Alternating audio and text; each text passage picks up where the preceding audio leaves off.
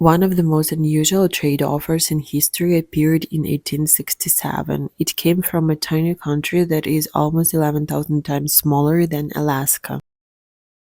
This nation sits far away on the other side of the world and is one of only two countries that are doubly landlocked, meaning every neighbor it borders has no access to the sea either. Just before the Russian Empire sold its eastern land of Alaska to the United States, this small state almost became the part of the deal. That country was the little Alpine Principality of Liechtenstein, which at the time was mostly known as one of the poorest and most forgotten corners left from the old Holy Roman Empire. Today, with a GDP per person of about $170,000, Liechtenstein stands beside Monaco as one of the richest places on earth. Yet 60 years ago, its royal family had to sell some of their precious art, including a famous painting by Leonardo da Vinci, just to keep the country running. Now it has one of the best living standards in the world and no foreign debt at all. Few other nations are as fortunate, but it is not clear how such success happened. The country's steep mountains and lack of seaports make trade very hard. It has almost no useful natural resources, and its tiny population means its industries cannot easily compete on global markets. So how did this small principality turn from a poor valley of farmers into one of the wealthiest nations in the world? Against all odds, the 61-square-mile land of Liechtenstein managed to survive Europe's long history of wars and political changes. By the 19th century, it had kept its independence. It avoided trouble during the fall of the Holy Roman Empire, the end of the Confederation of Rhine, and even during the creation of the German state. The simple reason was that country was too small and unimportant for bigger power to bother with. In fact, the royal family did not even visit Liechtenstein until 1842, more than a century after gaining the right to vote in the empire's affairs.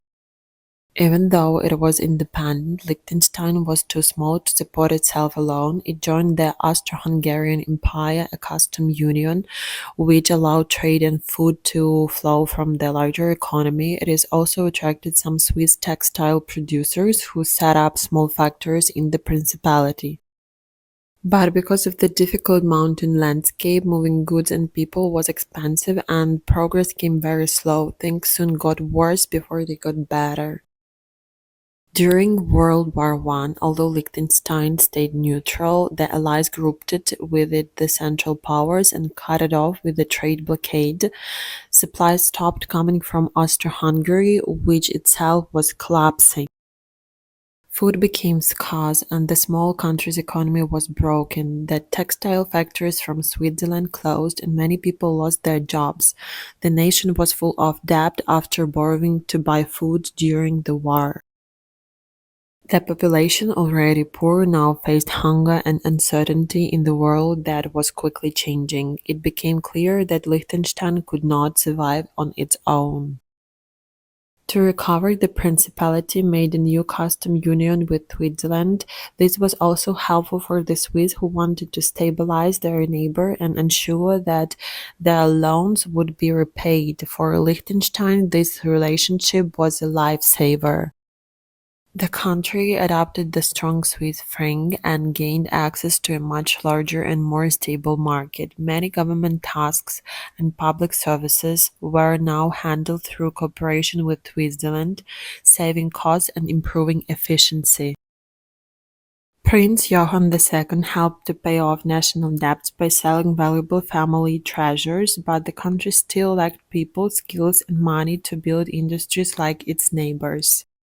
To change that, Liechtenstein decided to attract foreign investors. The government lowered taxes to almost zero and wrote a new constitution that gave people more political rights. Two new laws offered freedom and protection for anyone who wanted to start a business. Soon many foreign companies began registering in the country, even if they did not actually work there. These domicile companies paid small taxes to Liechtenstein while avoiding much higher ones in their own countries.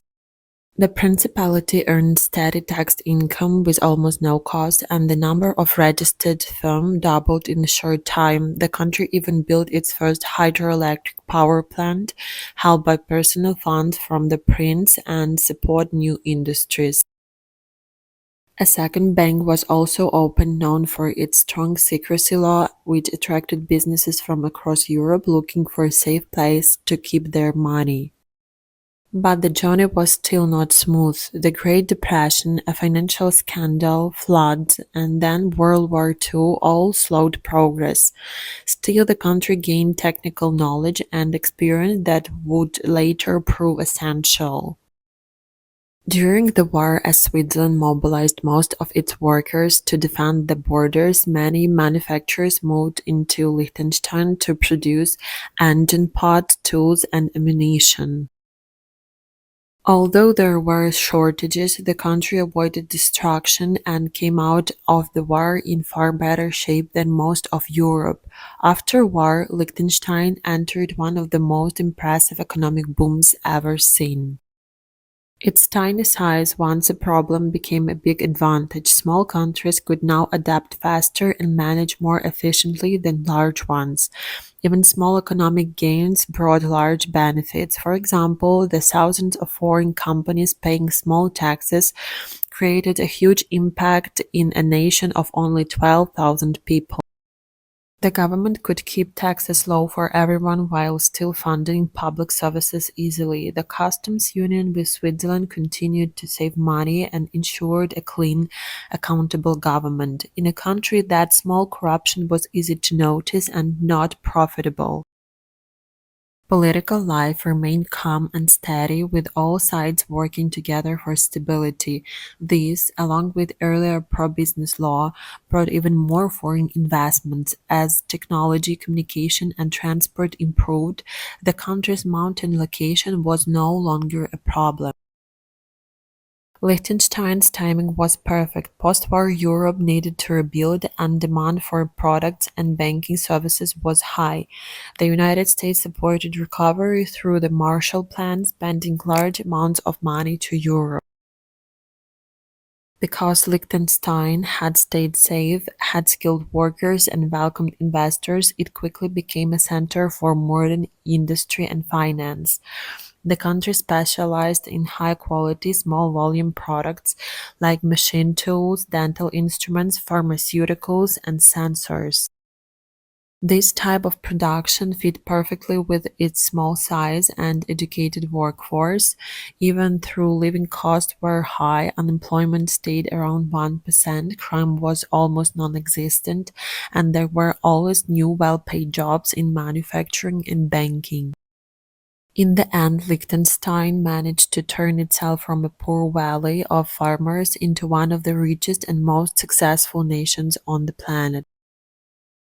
By using its small scale wisely, keeping smart laws, and building a stable partnership with Switzerland, this little principality showed that even the smallest countries can achieve enormous prosperity in the modern global economy.